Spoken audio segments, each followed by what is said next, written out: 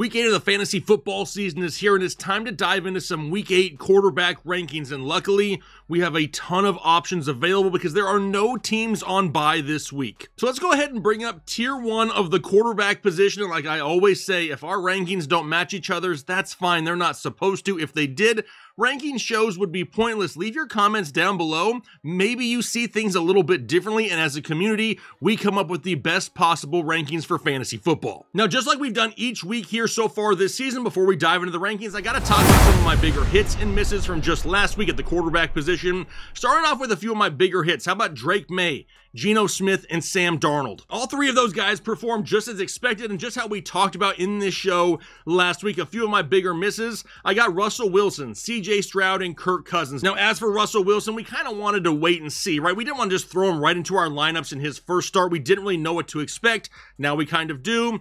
I had him ranked way too low last week. How about CJ Stroud? The same thing. He was ranked criminally high for me last week with the production that we got. He was an absolute miss. And then Kirk Cousins as well. And he's been really hard to figure out here in 2024. In games that you really expect him to dominate, he somewhat struggles and then kind of performs when he's really not supposed to. But now let's turn our attention to Week 8 and let's see where these guys fall in the top 20 rankings here this week. Here we go with Tier 1. At the top, we got Jalen Hurts, Lamar Jackson, Josh Allen, Jordan Love, and Joe Burrow. Now for Jalen Hurts, he's got a matchup this week going up against Cincinnati. And it's crazy to think that he just threw the ball only 14 times last week and only had 22 yards rushing, yet finished as the quarterback 4 overall. He was saved by 2 rushing touchdowns on the ground. Now, because of that, he's got back-to-back 20 bombs, and he's averaging 19.4 fantasy points per game in a matchup this week going against Cincinnati. They allow the 5th most fantasy points per game to opposing quarterbacks, so I got Jalen Hurts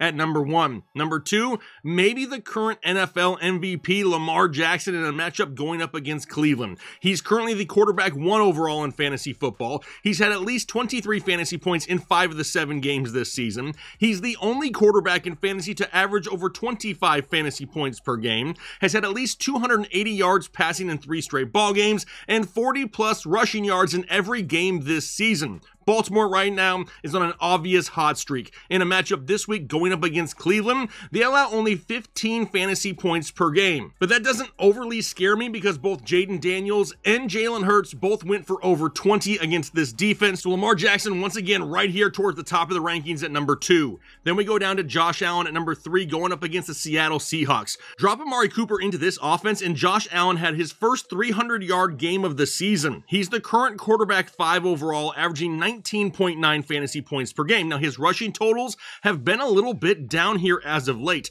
Only has 19 rushing yards over his last 2 games combined, but now gets a matchup going up against Seattle. They allow over 16 fantasy points per game, and with Amari Cooper looking at a full workload, I got Josh Allen at number 3. Now, after Josh Allen, we got Jordan Love of the Green Bay Packers in a matchup going up against Jacksonville. This dude has already missed 2 games this season, yet is still a top 12 overall quarterback in fantasy football. He's had multiple touchdown passes in every single game this season. He hasn't scored under 17 fantasy points in a game yet. All of his weapons are healthy, and now he gets a matchup going up against Jacksonville, who allows the most fantasy points per game to opposing quarterbacks at 23.7. Jordan Love up inside Tier 1, and then we got Joe Burrow going up against Philadelphia. He's currently the quarterback 5 overall, and Week 7 wasn't a huge game, yet he's still had multiple touchdown passes in 5 of his last 6 games played, and has really been protecting the ball here as of late. Now a matchup going up against Philadelphia,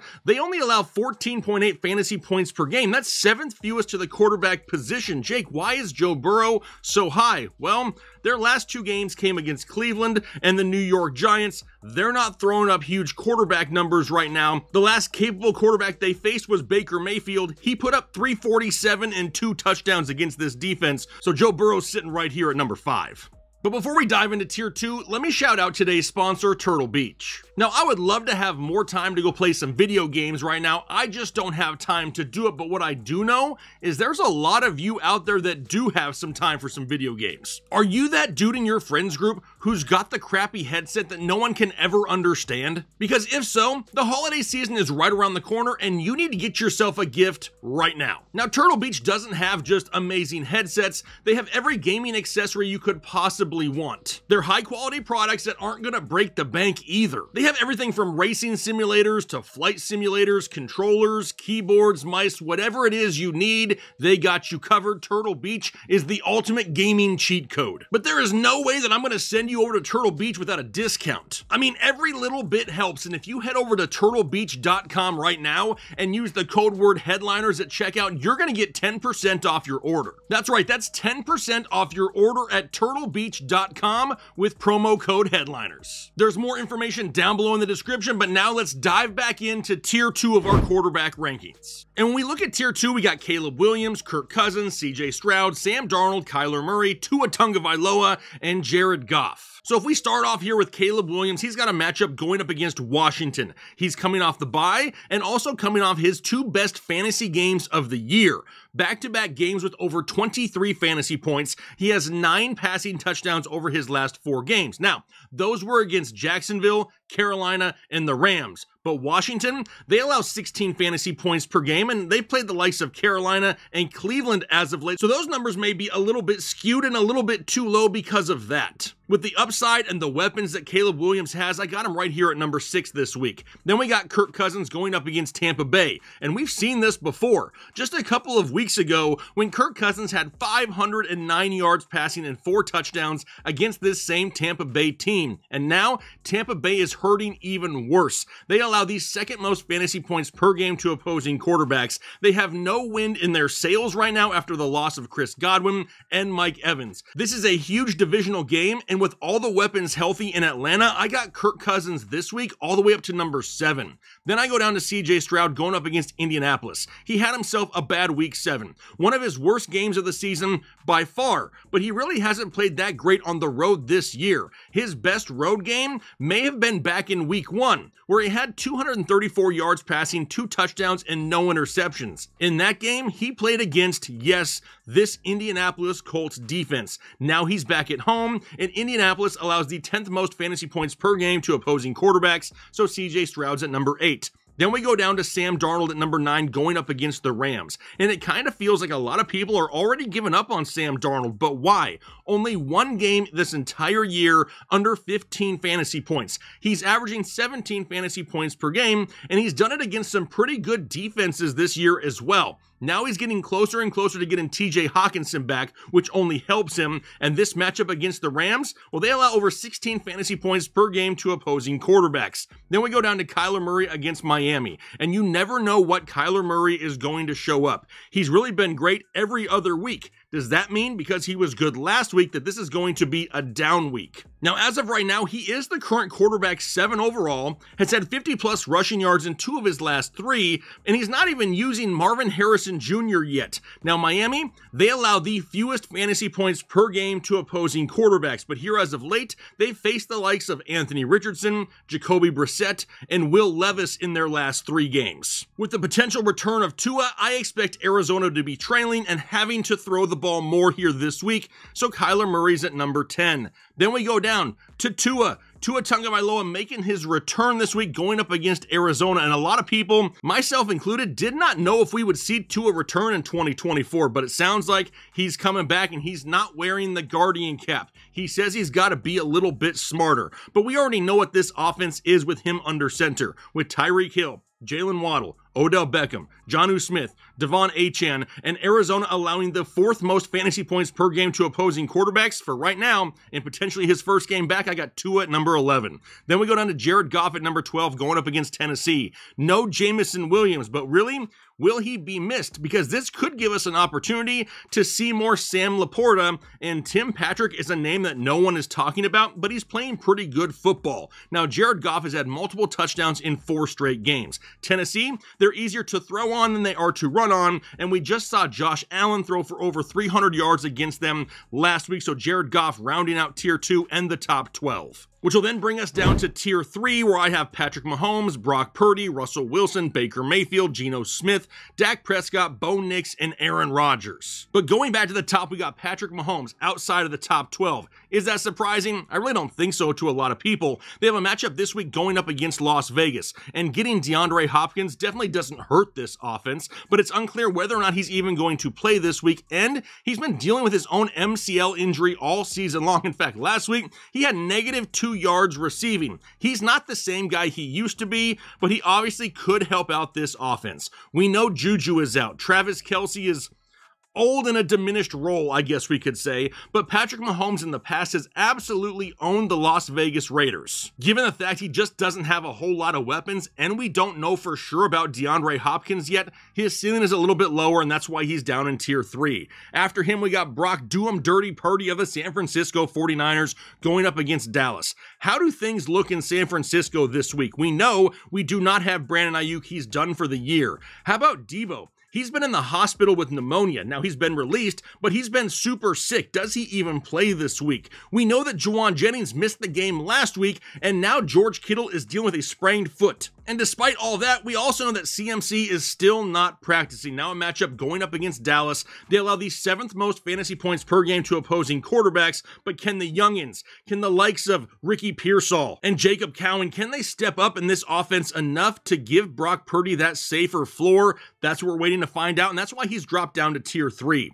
Then we got Russell Wilson going up against the Giants. In his first start against a decent Jets defense, he had 264 yards and 2 touchdowns. He was really able to utilize George Pickens down the field, and that opened up the run game for Najee Harris. Now they get a game going against the Giants, who allow the 9th most fantasy points per game to opposing quarterbacks. Really no reason to think that he couldn't do it again. However, we have to acknowledge the fact that a few of those big plays last week to George Pickens were kind of circus-esque. Can we count on those weekly? No, probably not. But if any receiver could do it, it is George Pickens. Now, after Russell Wilson, we got Baker Mayfield going up against Atlanta, and man, I feel bad for the Bake Show, having the best year of his career. Then he loses Mike Evans early, and then loses Chris Godwin late in the game. Now it's up to guys like Jalen McMillan, Trey Palmer, and Cade Otton. Now, they're decent options, but they are not elite options. They are not Mike Evans. They are not Chris Godwin. This is really bigger than the overall matchup.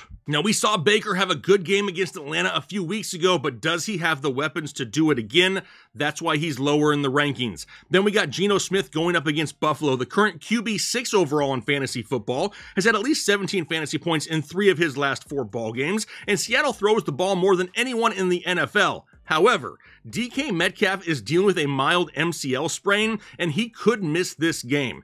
Plus, we also know that Buffalo is a lot easier to run on than they are to throw on, so Geno's a few spots lower here in Week 8. Then we go down to Dak Prescott going up against San Francisco. He had a 5-point game and then a bye week over the last 2 weeks, and a lot of people started to part ways with Dak Prescott. He's the current quarterback 20 overall and averaging 16 fantasy points per game. However, prior to Week 6, he had 3 straight games with multiple touchdown passes. San Francisco, they've been pretty solid against opposing quarterbacks, though they just held Patrick Mahomes to 14 fantasy points last week. Given the inconsistencies in the matchup, I got Dak Prescott down here at 18. Then we got Bo Nix going up against Carolina, the current quarterback 14 overall. He scored at least 14 fantasy points in 4 of his last 5 games played, but the kicker here, he's had at least 60 yards rushing in back-to-back games. Now he gets the easiest matchup yet going up against Carolina, who allows the 6th most fantasy points per game to opposing quarterbacks at 19 fantasy points per game. Bo Nix making the top 20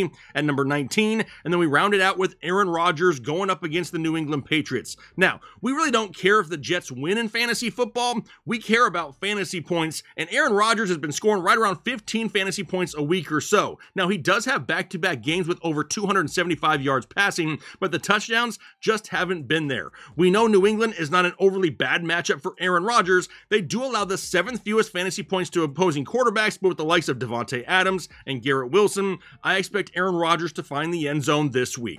Now, I know a lot of people are going to be asking about Jayden Daniels, and obviously if Jayden Daniels plays, he's a tier 1 quarterback every single week. I didn't really want to include him in today's rankings and give anybody who may be watching this some false hope. So let me say this, if you own Jayden Daniels and he is active and playing this week, he becomes a low-end tier 1 quarterback. Now, if Jayden Daniels is ruled out and does not play in week 8, Marcus Mariota probably going to find himself right there mid-tier 3. But I just wanted to throw that out there because I know a lot of people are going to have a lot of questions. Be sure to stay tuned. I'm sure the doc will be covering injuries later on in the week, and that's where you can get the most up-to-date information. But that's going to go ahead and do it for the top 20 quarterbacks here for week 8. As you can see, it's a very deep position, and when there are no teams on buys, we have a ton of options. There are other quarterbacks that deserve to be up inside the top 20.